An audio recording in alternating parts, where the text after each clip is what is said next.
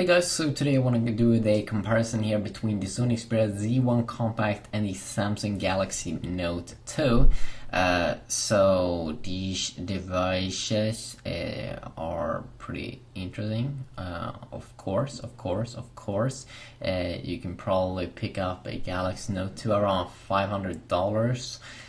Maybe a little bit more at some places, but the Sony Xperia Z1 Compact cost around $700 from what I've seen where I live.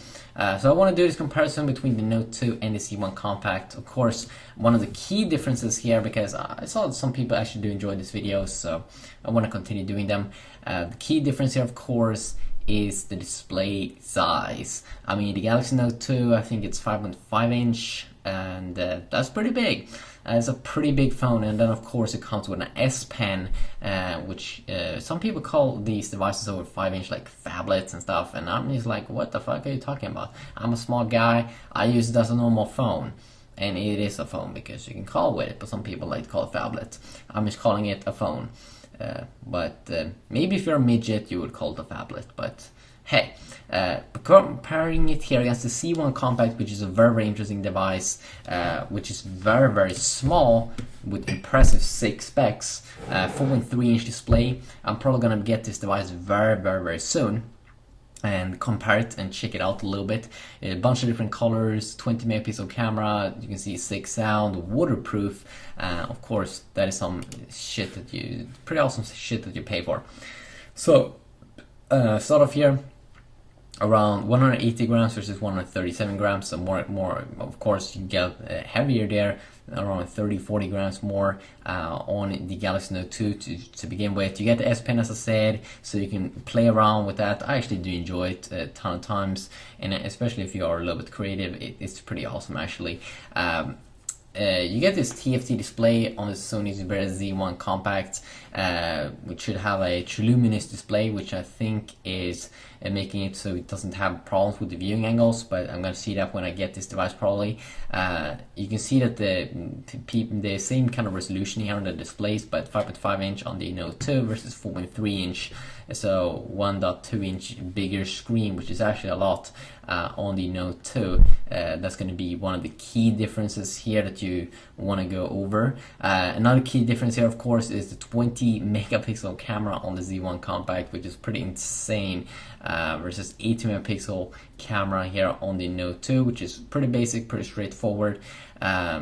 Both are getting the latest version of Android 4.4.2 KitKat here in the future. Both are quad-core devices, but way higher clocked here, and the latest architecture here probably on the Z1 Compact, with the quad-core at 2.2 GHz, and the chipset is Snapdragon 800, same as in the the current generation Galaxy Note phone, the Galaxy Note 3. So pretty insane there, versus quad-core with 6 GHz with the old Cortex A9 on the Note 2, which is still performing amazing, and it's running on Exynos, the chipset. I kind of like Samsung because of that, because Exynos and the GPU Mali 400 is amazing for games that Rockstar creates, all those GTA series games like GTA Vice City, GTA San Andreas, and GTA 3 runs amazing on the Mali 400 GPU, versus the GPU here from on the Z1 Compact Adreno 330, which runs amazing on Gameloft games.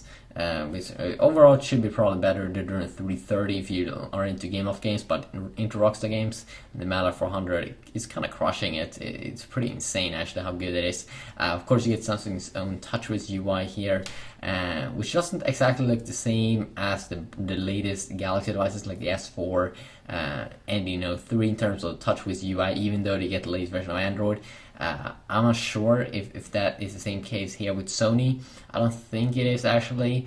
And then of course we have a battery difference here, 3100 milliamps on the Note 2, which is extremely good, versus 2300 milliamps on the Z1 Compact. I think you're going to get both pretty great battery life, but overall you're probably going to see a better battery life here on the Note 2.